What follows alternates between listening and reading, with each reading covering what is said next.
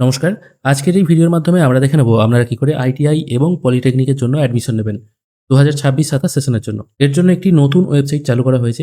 ওয়েবসাইটের লিঙ্ক আমি ডেসক্রিপশনে দিয়ে দেবো। এটি একটি কমন অ্যাডমিশন পোর্টালের মাধ্যমে এটা চালু করা হয়েছে। আজকের ভিডিওতে আমরা টোটাল ফর্ম ফিল আপ প্রসেসটা দেখে নেব। এবার এই কোর্সে ভর্তি হতে গেলে কী যোগ্যতা থাকতে হবে সেটা এবার আমরা দেখে নেব। এখানে পলিটেকনিক এবং আইটিআই এর কথা বলা হয়েছে। পলিটেকনিক ফার্স্ট ইয়ারের জন্য কোনো আপার এজ লিমিট নেই, তবে 1/7/2011 আগে ক্যান্ডিডেটের ডেট অফ বার্থ হতে হবে। আর সেকেন্ড ইয়ার পলিটেকনিকের জন্য কোনো এজ লিমিট নেই।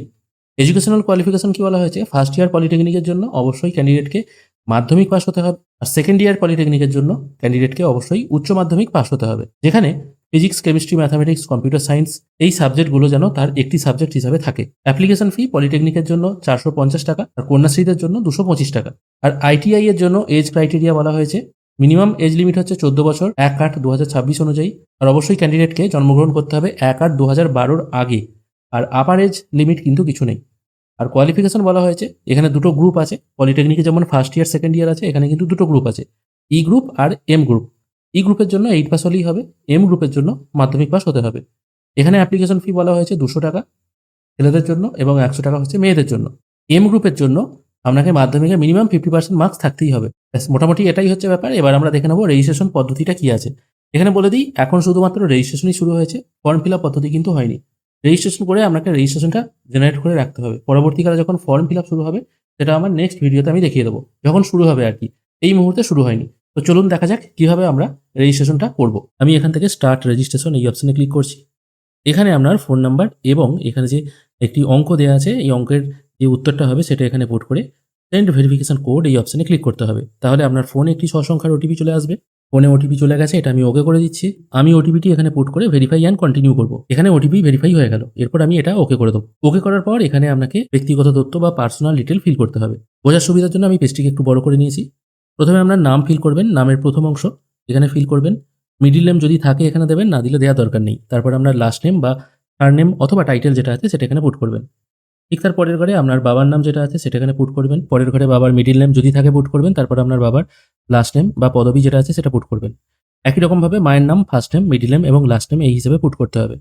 তারপর আপনার জন্ম তারিখ যেটা আছে এই ক্যালেন্ডার মেনু থেকে আপনাকে সিলেক্ট করে নিতে হবে। ম্যানুয়ালিও টাইপ করতে পারেন, তবে বেটার হয় যদি ক্যালেন্ডার থেকে সিলেক্ট করে নেন।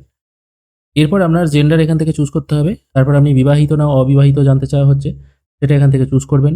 এরপর আপনার ইমেল আইডি যেটা আছে সেটা এখানে পুট করবেন। আধার নাম্বার সঠিকভাবে এখানে টাইপ করে দেবেন। ফোন নাম্বার এখানে রয়ে যাবে, কারণ এটা আপনি রেজিস্ট্রেশনের সময় দিয়েছিলেন, এটা আপনি চেঞ্জ করতে পারবেন না। তারপর আপনার রিলিজিয়ান যেটা আছে সেটা এখান থেকে চুজ করতে হবে এবং কাস্ট ক্যাটাগরি যেটা আছে আপনার সেটা এখান থেকে চুজ করবেন। এখানে general, OBC A, OBC B, SC, ST সব কিছুই আছে, যেটা আপনার ক্ষেত্রে সঠিক মনে হবে সেটা চুজ করবেন। যদি আপনি জেনারেল হয়ে থাকেন তাহলে সাবকাস্ট পুট করতে হচ্ছে না। যদি আপনি এসসি বা এসটি হয়ে থাকেন বা ওবিসি হয়ে থাকেন, সেক্ষেত্রে আপনি কোন ক্যাটাগরির অন্তর্ভুক্ত সেটা এখান থেকে চুজ করতে হবে। তারপর এখানে এই অপশনটায় টিকমার্ক দিতে হবে। এখানে টিকমার্ক দেওয়ার পর আপনার যে কাস্ট সার্টিফিকেট আছে সেটা এখানে পুট করে ভেরিফাই অপশনে ক্লিক করতে হবে।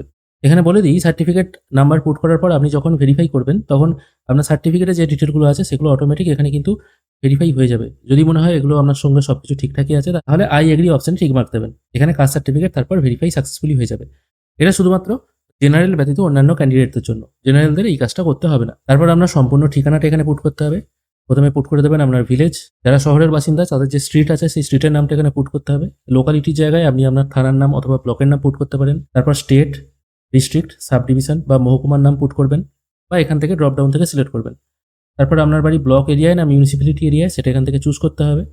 যদি এখানে ব্লক চুজ করেন সেক্ষেত্রে আপনার কোন ব্লকে বাড়ি সেটা চুজ করবেন। গ্রাম পঞ্চায়েতের নাম এখানে পুট করে দেবেন। হাউস বা ফ্ল্যাট নাম্বার যদি মনে থাকে বা ভোটার কার্ডের পেছনে লেখা থাকে দেবেন, না হলে না দিলেও চলবে, কারণ এখানে স্টার মার্ক দেওয়া নেই। তারপর আপনার থানার নামটা এখানে পুট করতে হবে ড্রপ ডাউন মেনু থেকে। পোস্ট অফিসের নাম ম্যানুয়ালি টাইপ করবেন এবং আপনার পিনকোড মানে আপনার অ্যাড্রেসের যে পিনকোড আছে সেটা এখানে পুট করে এখানে প্রিভিউ অ্যাপ্লিকেশন অপশনে ক্লিক করবেন। প্রিভিউ করার সঙ্গে সঙ্গে আপনি যেগুলো পুট করেছেন আর কি সেগুলো এখানে শো হবে। যদি মনে হয় কিছু ভুল হয়ে গেছে তাহলে এডিট করে নিতে পারেন। যদি মনে হয় সবকিছু ঠিকঠাক আছে তাহলে কনফার্ম অ্যান্ড সাবমিট অপশনে ক্লিক করবেন। এখানে আপনার রেজিস্ট্রেশন সাকসেসফুলি কমপ্লিট হয়ে গেল। এরপর ওকে অপশনে ক্লিক করবেন। এরপর এখানে আপনি একটি রেজিস্ট্রেশন নাম্বার দেখতে পাবেন, এটা একটি পিডিএফ আকারে রেডি হয়েছে, সেই জন্য ডাউনলোড পিডিএফ অপশনে ক্লিক করে এটা ডাউনলোড করে নেবেন। এখানে এখন শুধুমাত্র এই রেজিস্ট্রেশনের কাজটিই চলছে। এখানেও দেখুন রেজিস্ট্রেশন করার প্রসেসটি শুধুমাত্র দেখানো হয়েছে, এর বেশি কিছু কিন্তু এখন হচ্ছে না।